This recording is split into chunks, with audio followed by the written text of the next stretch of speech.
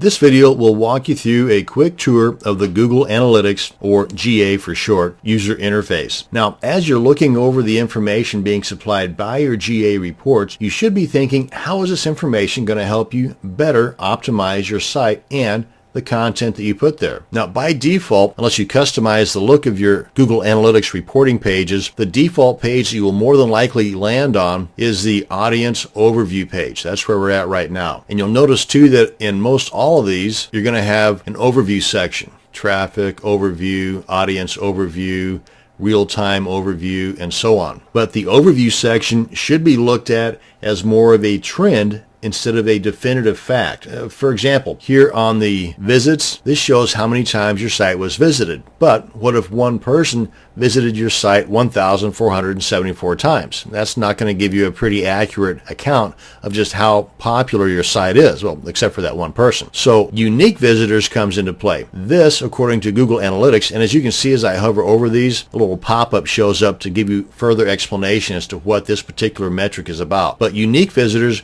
will give you a better idea as to how many different or unique people showed up your site. But even this number can be a little misleading, because if a particular visitor were to have visited your site 3 different times, but did so through a different browser each time, or each time they got out of their browser they cleared the cookies, then Google Analytics would show that person as 3 different people. So again, look at these as trends instead of definitive facts. To drill down even further, go ahead and click on this graph icon to the left of the number, and it will give you more details right up here. As you can hover over each one of these nodes, it will pop up with the information related to that particular date. And to get this date range up top here, come on up here in the top right corner, hit that drop down arrow, and you can select the date range. By default, it's going to come up with 30 days. And a cool thing about this too is that not only can you customize this date range, but you can also compare the date range you choose to a previous date range. So if you did some optimizing last year, last month, last week, and you want to compare it to the current year, month, or week, then you have that ability right here. And in addition to showing you by the date, you can also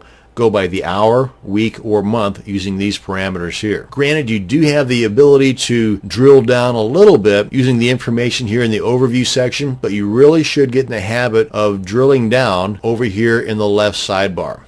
For example, under demographics, yeah, you could come over here, but let's go ahead and go over here instead and click on language or location. Behavior, which by the way gives you information on how visitors are interacting with the content on your site. Are they coming back for more? Do they leave comments? How often do they visit and revisit? Now the technology here, that's pretty cool too. Just when you think that nobody's using Internet Explorer 7 anymore, well, you click on the browser and OS, and well, I got 8 people. Actually, I'm really surprised that there's actually 6 people using Internet Explorer 6. So you can be surprised. And you can even check out screen resolution, screen color, flash version, and the all-important other. Traffic sources and audience is probably the 2 most important areas you're going to be checking out on this sidebar over here. Now, while I could go into great detail on each one of these, the video may end up being 2 hours in length. So to avoid that, let me go ahead and tell you that if you come over here to the help section in the top right corner and click on the help center, it'll open up in a new window. But right down here under interface map,